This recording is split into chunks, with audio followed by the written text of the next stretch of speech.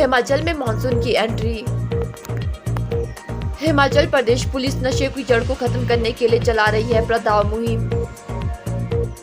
अब 10वीं और 12वीं कक्षा के विद्यार्थी वर्ष में एक बार ही देगी परीक्षा। लोगों का प्लान रोकने के लिए चीन सीमा से सटे गांव के लिए बनेगी 21 नई सड़कें। वाटर सेस देने को राजी नहीं हिमाचल के ऊर्जा उत्पादक। शहर के जाम से राहत दिलाने के लिए 100 करोड़ की योजना तैयार। महापौर ने बनाई 6 समितियां, भाजपा की बैठक से बायकॉट। हिमाचल में मानसून की एंट्री हो चुकी है। अगले 2 दिन तक मानसून तबाही मचा सकता है। मौसम विभाग के जारी बुलेटिन के अनुसार प्रदेश भर में येलो अलर्ट जारी किया गया है और 25 और 26 जून को भारी बारिश की चेतावनी भी दी गई है। सोलन, सिरमौर, मंडी, कांगड़ा, शिमला, ऊना, बिलासपुर में सबसे ज्यादा बारिश की संभावना जताई गई है और इससे प्रदेश भर में विजिबिलिटी कम रहेगी। मंडी में कोटला में हुई है और जहां तक आगे जो बारिश का प्रश्न है, आगे 3 दिन जो है प्रदेश में वाइड स्प्रेड बारिशें होंगी। उसमें 25 और 26 मुख्य हैं, क्योंकि इन दिनों जो है कुछ जिलों में heavy to very heavy rainfall भी होने वाली है। मुख्य जिले जहां असर ज़्यादा होगा उसमें सिरमौर है, सोलन है, शिमला है, बिलासपुर, मंडी, कांगड़ा, हमीरपुर, ऊना और चंबा। इन जिलों में ज़्यादा असर जो है आपको देखने को मिलेगा। हालांकि बाकी भी प्रदेश में हर जगह जो बारिश का असर होगा, लेकिन इन जिलों में खास जो है अटेंशन रखने की ज़रूरत है। उसके बाद 27 तारीख के बाद भी बारिशें रहेंगी, लेकिन इंटेंसिटी और डिस्ट्रीब्यूशन थोड़ा सा कम हो जाएगा उस टाइम पे। और जहाँ तक टेम्परेचर की बात है, टेम्परेचर अभी कम आ चुके हैं, मैक्सिमम टेम्परेचर और न्यूनतम तापमान में कोई ज़्यादा अंतर नहीं। बट ऑरेंज अलर्ट हमने रखा है 3 दिन, अगले 3 दिन, और उसमें थंडरस्टॉर्म और लाइटनिंग का भी चांस होता है। तो क्योंकि लाइटनिंग से भी कई बार परेशानियाँ होती हैं, जो इस बारिश से परेशानियाँ होने वाली इम्पैक्ट जो इसके हैं, जो असर पड़ने वाला है, खासकर रोडवेज पे असर पड़ेगा। सड़कें खराब हो सकती हैं, लैंडस्लाइड आ सकते हैं, फ्लैश फ्लड्स की ज़्यादा संभावना है, क्योंकि पानी नदी नालों में आएगा तो उससे ये परेशानी होगी, विजिबिलिटी कम होगी। तो और उसके बाद जो पानी और बिजली की असेंशियल जो सर्विसेज हैं उसके ऊपर भी असर जरूर पड़ेगा।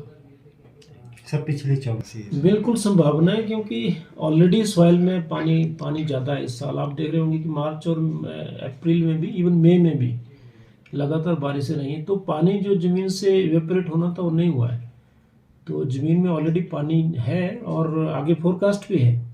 तो इसलिए इस साल हमें कम्युनिटी लेवल पे और ज़्यादा ध्यान रखने की ज़रूरत है, ताकि हम अपने आप को बचाएं। जो भी हिमाचल प्रदेश में जो भी चीज़ें होती हैं, जैसे लैंडस्लाइड ज़्यादा आते हैं यहाँ पर, और रोड में भी चलने में विजिबिलिटी कम होती है, टूरिस्टों को भी ध्यान रखना है। और ख़ासकर जो नदियाँ हैं उनमें पानी अचानक आता है, तो ये एहतियात हमें अपने आप ही बरतने की जरूरत है, प्रदेश सरकार के साथ साथ। हिमाचल प्रदेश पुलिस नशे को जड़ से खत्म करने के लिए प्रदाव मुहिम चला रही है, जिसमें स्कूल कॉलेज के विद्यार्थियों को जागरूक करने के साथ ही कई अन्य माध्यम से नशे के खिलाफ लोगों को जागरूक किया जा रहा है। इसी कड़ी में 10,000 छात्रों में चन्नी टॉप 10 छात्रों ने गेयटी थिएटर में वाद विवाद प्रतियोगिता में भाग लिया। कार्यक्रम में लेडी गवर्नर मुख्य अतिथि के रूप में शिरकत की। इस दौरान कार्यवाहक डीजीपी सतवंत अटवाल ने बताया कि प्रदाव मुहिम के द्वारा पुलिस प्रदेश में ड्रग्स को पूरी तरह से जड़ से उखाड़ फेंकने के लिए काम किया जा रहा है। 10,000 छात्रों में से चयनित 10 छात्र नशे को लेकर विचार कर रहे हैं। पुलिस विभाग इस अभियान को ग्रामीण स्तर पर ले जाएगी। जनता की सहभागिता के बिना इसमें सफलता नहीं मिल सकती है। प्रदाव, जैसा कि आप लोग जानते हैं, हमारी एक मुहिम है to wipe out drugs from Himachal. ये एक संस्कृत शब्द है जिसका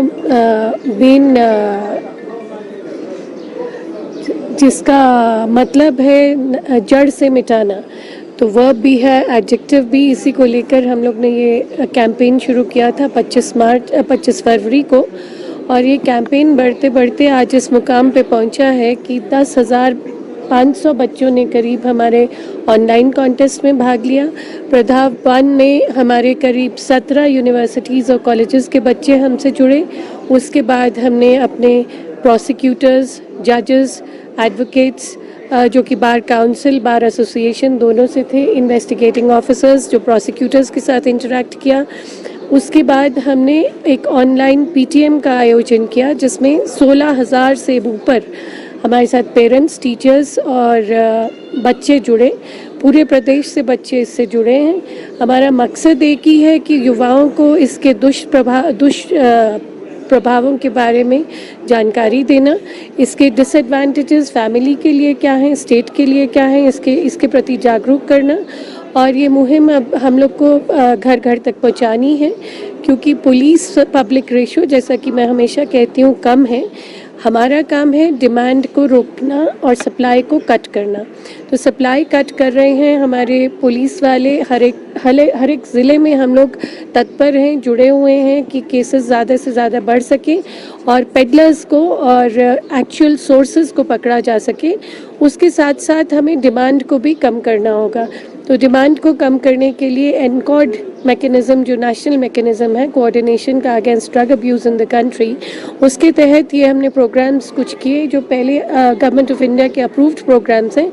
और हमारे माननीय मुख्यमंत्री जी का भी यही आदेश और निर्देश है कि कुछ भी कार्यक्रम जो भी हमारे किए जाए, आउटरीच कार्यक्रम हो या बच्चों को इन्वॉल्व करने के कार्यक्रम हो, उसमें एंटी ड्रग्स अवेयरनेस ज़रूर एक उसका हिस्सा रहे और इस कार्यक्रम को फैलाकर हम घर घर तक ले जाएं, ताकि ये एक जन आंदोलन बन के हिमाचल से ड्रग्स दूर हो सके।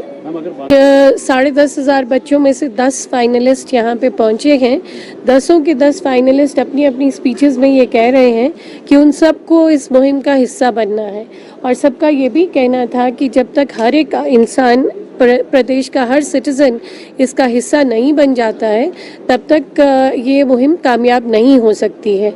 तो आशा तो यही है कि ये 16,000 से ऊपर जो लोग हमसे जुड़े थे पीटीएम के द्वारा, और उसके अलावा जो बच्चे हमसे 10,500 से ऊपर बच्चे जुड़ चुके हैं इस कॉन्टेस्ट के द्वारा, ये सब हमारे एम्बेसडर्स बनेंगे और इस मेनेस को स्टेट से दूर करने में हमारा साथ देंगे। हिमाचल प्रदेश में अब 10वीं और 12वीं कक्षा के विद्यार्थियों को साल में 2 बार परीक्षा नहीं देनी होगी, अपितु अब वर्ष में 1 बार ही परीक्षा देंगे। प्रदेश सरकार ने शिक्षा के क्षेत्र में महत्वपूर्ण निर्णय लेते हुए छात्रों को राहत दी है। मुख्यमंत्री सुखविंदर सिंह सुक्खू ने 10वीं और 12वीं की बोर्ड परीक्षा के लिए टर्म सिस्टम को समाप्त करते हुए एक बार फिर एनुअल सिस्टम को मंजूरी दे दी है। मुख्यमंत्री ने कहा कि हिमाचल प्रदेश भौगोलिक दृष्टि से काफी भिन्न है। विद्यार्थियों को कुछ क्षेत्रों में गर्मी और कुछ क्षेत्रों में सर्दी की छुट्टियां पड़ती है। इसके अलावा लाहौल स्पीति, कुल्लू और सर्दी से प्रभावित रहने वाले क्षेत्रों में भी टर्म सिस्टम के कारण विद्यार्थियों के लिए पढ़ाई के दिन भी कम ज्यादा हो रहे थे। मुख्यमंत्री सुक्खू ने कहा कि सीबीएसई बोर्ड और पड़ोसी राज्य पंजाब, हरियाणा, जम्मू कश्मीर, राजस्थान और उत्तराखंड में भी एनुअल सिस्टम ही लागू है।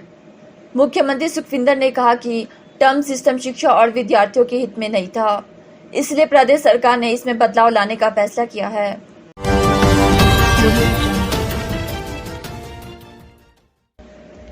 हिमाचल में चीन सीमा से सटे गांव को मूलभूत सुविधाएं करवाने के लिए कवायद तेज हो गई है।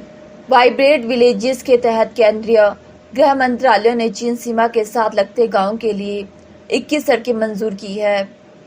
बॉर्डर एरिया से गांव के लोग बाहरी राज्य के लिए प्लान ना करें, इसके चलते लोगों को हर तरह की सुविधाएं मिलेगी। हिमाचल लोक निर्माण विभाग को नोडल एजेंसी बनाया गया है। विभाग के अधिकारियों ने मौके का मुआयना कर डीपीआर तैयार की है।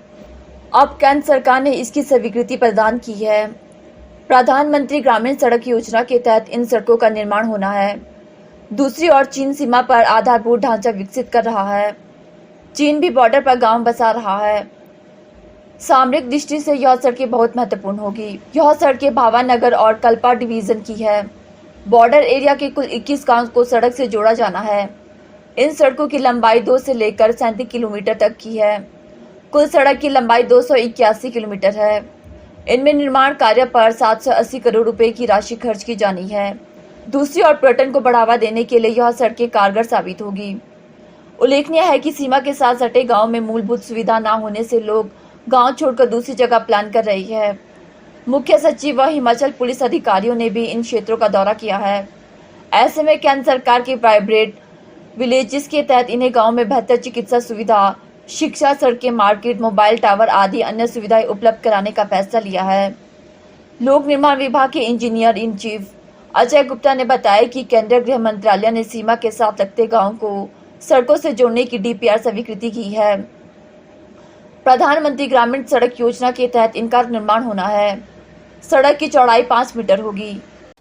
हिमाचल प्रदेश के ऊर्जा उत्पादक वाटर सेस देने को राजी नहीं है। शनिवार को राज्य सचिवालय में सुबह 10 से शाम 5 बजे तक 4 चरणों में हुई अलग अलग श्रेणी के उत्पादकों के साथ बैठक में अधिकांश उत्पादकों ने सरकार की नीतियों पर सवाल उठाए। 25 मेगावाट से कम क्षमता वाली परियोजनाओं के उत्पादकों ने साल 2008 में हुए फैसलों को गलत ठहराते हुए वाटर सेस देने से साफ इनकार किया। केंद्र सरकार के उपक्रमों समेत बड़ी योजना परियोजनाओं के प्रतिनिधियों ने भी सेस नहीं देने की हामी भरी। कुछ उत्पादकों ने वाटर सेस की दरें घटाने की पैरवी की। ऊर्जा सचिव राजीव शर्मा की अध्यक्षता में हुई बैठक की रिपोर्ट को अब राज्य मंत्रिमंडल को भेजा जाएगा। अब वाटर सेस लगाकर सरकार दोबारा से ऊर्जा उत्पादकों की परेशानी को बढ़ाने जा रही है। अगर हालत ऐसी ही रही तो चालू परियोजनाएं भी बंद करनी पड़ेगी। उधर बड़ी परियोजनाओं के उत्पादकों ने भी वाटर सेस को लेकर विरोध दर्ज कराया। भारत सरकार के उपक्रमों के प्रतिनिधियों ने कहा कि इस बारे में केंद्र के कहने की आगामी फैसला लिया जाएगा। यही कारण है कि अभी तक एसजेवीएन इस बात अपना पंजीकरण भी नहीं कराया है। बैठक में जल शक्ति विभाग, वित्त विभाग और विधि विभाग ने अधिकारी भी मौजूद रहे। वाटर सेस के खिलाफ कई ऊर्जा उत्पादकों ने हाईकोर्ट में केस किया है। 28 जून को मामले की सुनवाई होनी है। सरकार को वाटर सेस मामले में कोर्ट में पक्ष रखना है। इसी कड़ी में शनिवार को ऊर्जा उत्पादकों की नब्ज टटोलने के लिए बैठक का आयोजन किया गया। बिजली परियोजनाओं से वसूले जाने वाले वाटर सेस के मामलों के लिए सरकार ने ऊर्जा सचिव की अध्यक्षता में कमेटी गठित की है। सरकार के पास वाटर सेस एक्ट के तहत 125 उत्पादकों ने पंजीकरण करवाया है। 25 ऊर्जा उत्पादक ऐसे भी हैं जिन्होंने पंजीकरण करवाने के साथ हाईकोर्ट में भी केस किया है। राजधानी में यातायात व्यवस्था बेहतर करने के लिए सरकार ने 100 करोड़ रुपए की योजना तैयार की है। मुख्यमंत्री सुखविंदर सिंह सुक्खू ने कहा कि शिमला शहर में सर्कुलर रोड पर वाहनों की भीड़-भाड़ कम करने और पर्यटन को बढ़ावा देने के लिए तैयार की गई योजना पर 100 करोड़ रुपए खर्च होंगे। इस योजना के तहत शहर में बुनियादी ढांचे में सुधार कर पर्यटकों की आवाजाही को निर्बाध सुविधा प्रदान की जाएगी।